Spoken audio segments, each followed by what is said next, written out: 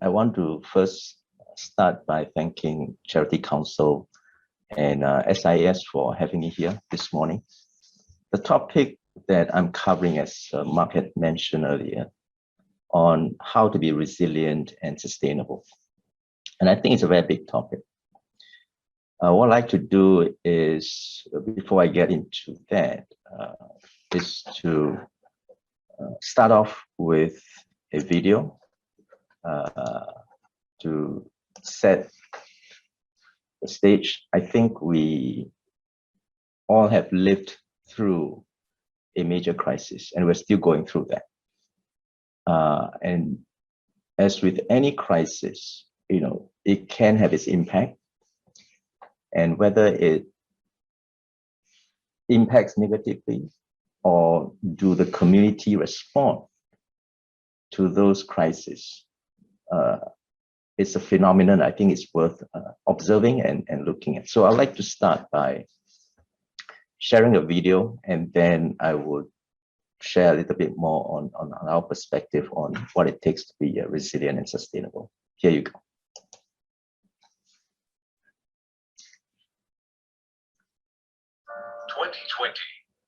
The year everything changed. No more parties, large gatherings, holidays. In place of them are masks, QR codes, safe distancing, and fear. What good could possibly emerge from a time like this? Plenty. While there are no more buffets, there's more food for those in need. When COVID hit, it was typical reaction to chaos about, as you know, more people need our help, so we get more. We were running on fumes, but we had to move. We are quite affected by it also. Since we are already losing money, so much as well, like just do good. We give out about 80 to 100 free meals a day. We actually found a way to help two struggling sectors at the same time. But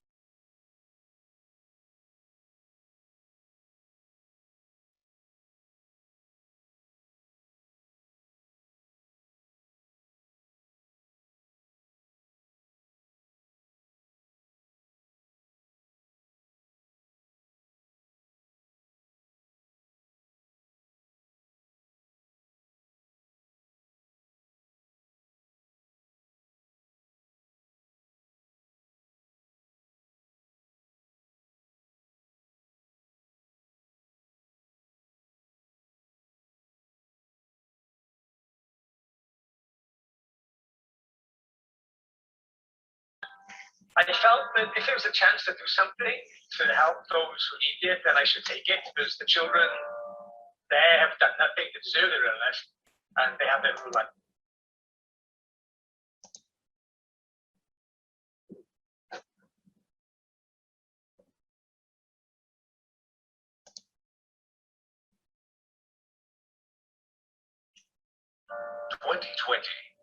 The year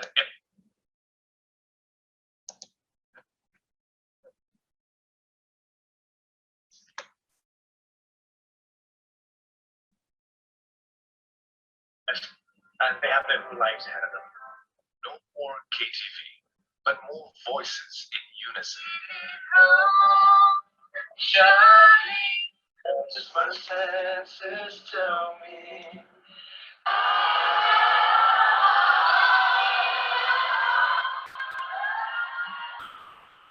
Not content to sit at home, thousands are standing up to be counted. I feel that, in times like that, what can we do to help the country? We have the skill sets as a dentist. We have the know-how. Was a simple decision to help with the national swabbing efforts. Even as we go through this very challenging time, in the midst of COVID-19 pandemic, we continue our social responsibility to support and uplift the underprivileged and the vulnerable. To those who have made sacrifices for our sakes. It was a personal decision that I would separate myself from the kids and not come too close to them, no hugging, no cuddling. I slept in a different room from my husband. I actually had to stay in a hotel for about 4 months in order to protect my family. We give back in kind. When anxiety rises, we step up. We set up the National Care Hotline in 10 days. It was stressful for us, but nothing compared to the stress that some people are facing in this pandemic. The most amazing thing is that I've seen everyone coming in on time and not being late because they knew they had an important role to play. And when construction stops, we build bridges. Migrant workers are our invisible heroes and they deserve our respect, compassion, and gratitude. This year, their needs have gone up considerably given what they've endured, but we must press on and do more for them. They are speaking Bangladeshi. I am speaking English. There are no translators at 11 o'clock at night. And it became really, really hard. So I created a multilingual communications app that uses simple audio and images. It is open source and non-profit, so that we can save as many lives as possible.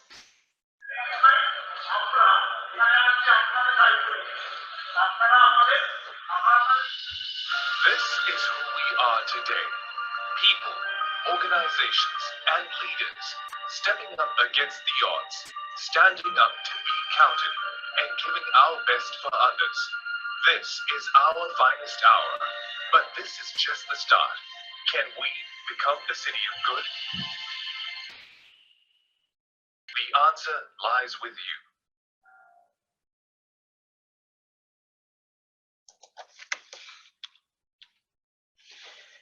Yes, and apologies for the slight hiccup there. I think what I wanted to show was that in some ways, every community has got a certain level of resilience in responding to a crisis. And in this particular crisis, it is a crisis of a generation. And what we see is the community response during this period has been outstanding. And if you look at last year's PVPA recommendations, it was a record turnout, a record number of recommendations, or rather nominations for the PVPA 2020 special edition. And it is a ground-up movement, not organized top-down, but it shows you that somehow within the community, because of shared values, because of a shared purpose, has enabled different actors to come together to address the different challenges that are thrown out by the crisis. And it's these that kind of show the cohesion of the community in Singapore. I think the question is, can this be extended? Can this be more systematized? And I would like to share that as part of this presentation. One enabler that actually allowed resilience to show up in terms of how the community has responded to COVID-19 is because of technology. And I think we've talked a lot about that, digital. I think connectivity is a great enabler for many charity organizations to respond to the crisis. In particular, as a good example, is a record of $102 million was actually donated through Giving.sg. Now, even that platform has been around for quite some time.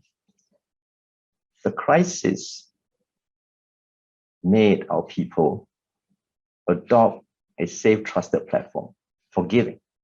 And in fact, 20.4 million of the solidarity payment was actually donated to beneficiaries through Giving.sg. And so technology is ubiquitous, but it is a very important enabler for resilience. And therefore, for all charities, my encouragement is to look at that, look at how technologies can actually help you become resilient. I think a good example of how or what has emerged is how the corporates have actually used technology to respond, to help, and to lift up the community during this crisis. One example is Singtel. I think they have done a tremendous job in the CSR efforts in response to COVID-19. They've helped with vulnerable seniors, underprivileged students who were struggling with connectivity and being connected with the community. Social distancing measures during the pandemic has exacerbated that. And to ease this social isolation, Singtel actually launched the Singtel Digital Silvers program, which was actually launched where their staff provide one-to-one tutorials to over 500 seniors. And seniors also receive practical tips on scam calls and how to stay safe online. Now, in total, they invested more than $1 million to digitalize senior activity centers and promote active aging. Now, that's not the only thing they've done. They've also taken this opportunity before to launch Let's Get Digital, which is targeted at SMEs as a broader community to get them into the digital space. And lastly, Singtel also launched the Singtel Dash, which is an e-payment system. And that has helped in a major way in reducing the need to handle cash, which can and is potentially contributing to the infection rates of COVID-19. And so the COVID-19 has not just thrown up leaders, individuals, people coming together doing good. It has also thrown up organizations who are willing to step forward to be part of that social ecosystem to support the community in this difficult time. Now, how do we do that? The question that we ask in NVPC is, how do we make that more prevalent? How do we make it as a matter of a natural response? And it requires efforts to build that capability, that sustainability. So we launched CoLab some time back. The idea of CoLabs is really to bring diverse stakeholders, because some of the problems are so systemic, the challenges are so systemic that no one stakeholder can actually solve it by themselves. And CoLabs was started essentially to bring these community leaders from diverse groups and put together what we call an aspiration statement to improve the social outcomes or to improve the community outcomes in terms of live, work, and play. And one example was the one that we did for migrant workers, where the aspiration was to help them improve how they live, work, and play in Singapore. And it's through this collaboration, this dialogue, that we see a more systemic approach towards resolving what I would call systemic challenges in our community. And therefore, we believe that in order to remain sustainable, in order to be able to address the long-term challenges, as what Chairman of Charity Council has said, in 10, 20 years' time, how do we continue to be around when our beneficiaries still need us, but we are facing sustainability challenges? And this is the part where I would like to encourage you to look to the private sector, to look to business organizations as part of your approach for being sustainable. Let me just share with you this statement here. The purpose of corporations should be to produce profitable solutions to the problems of people and planet, and not to profit from producing problems for people or planet. In the old days, the economic wisdom of Milton Friedman is one of the purpose of corporations is actually to maximize the profits of shareholders. Now, that ideology, that philosophy, or that capitalistic idea has created good outcomes, but it also has generated other unintended consequences. In fact, we do have companies that produce profitable solutions by creating problems for people or planet. And that's not what we want. But is it sufficient to produce profitable solutions to solve the problems of people and planet? I think it needs to go more than that. I think we need to look at how the charity sector can align to the purpose of corporations. Ultimately, corporations exist within a community. And because they exist, they do extract economic value. They should also have a bigger purpose of sustaining the community. So why is this idea important now? Actually, it's not just that this idea just came about, but that it has been in research for the last decade or so at Mars company, the chocolate maker. And the idea was, what is the purpose? So most corporates today put themselves at the center, and the suppliers, the customers, the employees, the other stakeholders kind of surround it. Going forward, it's our belief that corporates should put a purpose in the center, and that they should work with other stakeholders, the beneficiaries, the charitable organizations, stakeholders, government, in fulfillment of that purpose, yet in a profitable way. And I think this would be a big paradigm shift in terms of how I think the charity sector can approach the corporates for helping them be more resilient and sustainable. I just want to give you an example of a case study. This is Speco. I think many of you have heard about them. They are cleaning technology, social enterprise, and innovator of their proprietary antimicrobial coating. It's kind of a disinfectant. And they have used a non-toxic product to essentially create higher value jobs for the marginalized.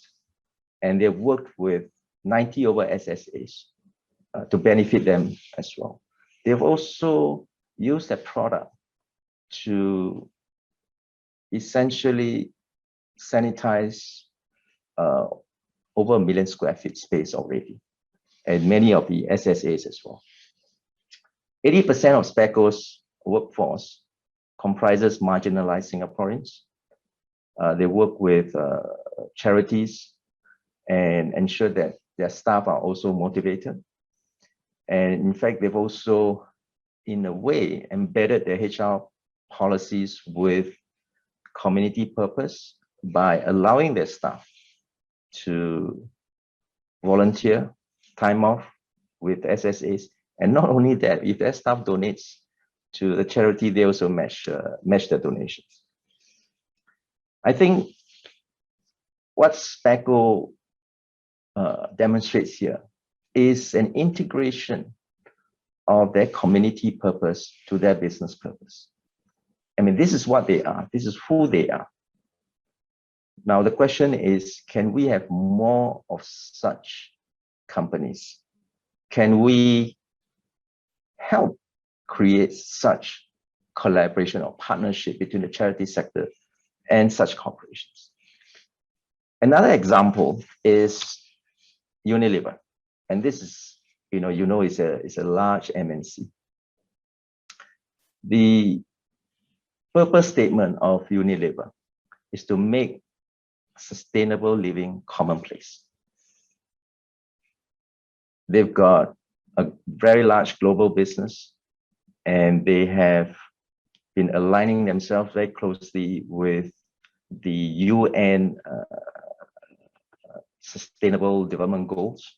They have what I'll call the Unilever Sustainable Living Plan that's closely aligned to that with the UN. And in fact, they've become an industry leader. They have what I believe have taken a next level of aligning their purpose across their own ecosystem, where they actually get their ecosystem partners, so the suppliers, the distributors in the supply chain that actually align to their purpose.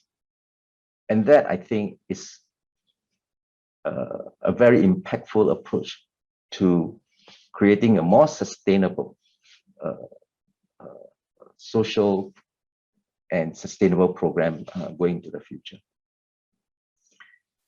Another example, actually, other than Unilever is HP. They've also done likewise. They've reached out to their upstream suppliers, downstream distributors to ensure that they reduce their carbon footprint, very much like what Unilever does. Now, if it can be done at the business ecosystem, I think the charity sector has a great potential that if we can engage in the right conversations with businesses, large business or small, on the purpose, on aligning the purpose, I think we can then leverage on the many capabilities of these organizations for creating a more resilient and sustainable charity sector. And what we leverage on is one, the company's products, the Speco's, or two, the company's value chain. There are certain things that the companies out there are very good at. It's what they call their core capabilities or their core competencies. So what I didn't say just now about Unilever was, or not so much Unilever, but if you look at Coca-Cola, for example, Coca-Cola has a great distribution network worldwide. And what they found out was that, when they put the Coke bottles in their boxes, there's some empty space that's left there by the Coke bottles. They use those space to transport smaller packets of drugs, tablets, pills to third world countries without the cost of logistics for these pharmaceuticals, for these third world countries who cannot afford big bulk medical packages. And by putting small packets of it between the bottles, they basically ride on Coke's distribution network to reach out to third world countries. So I would encourage, therefore, that we look at the partnership, as Mr. Edwin Tong said earlier, that the future is going to need to see us create more partnerships between the public, people, private sector to address what I would call really sustainable and resilient challenges for the sector. So how do we do this? At NVPC, we are starting the Alliance for Action on Corporate Purpose. And our company of good intends to bring business leaders together. And we also want to invite leaders from the charity sector to get into what we'll call a generative conversation about how we can align to a common purpose that benefits both the corporates as well as the charities, that is aligned at a very sustainable level, which is at a purpose level. So once we have aligned at a purpose level, then I think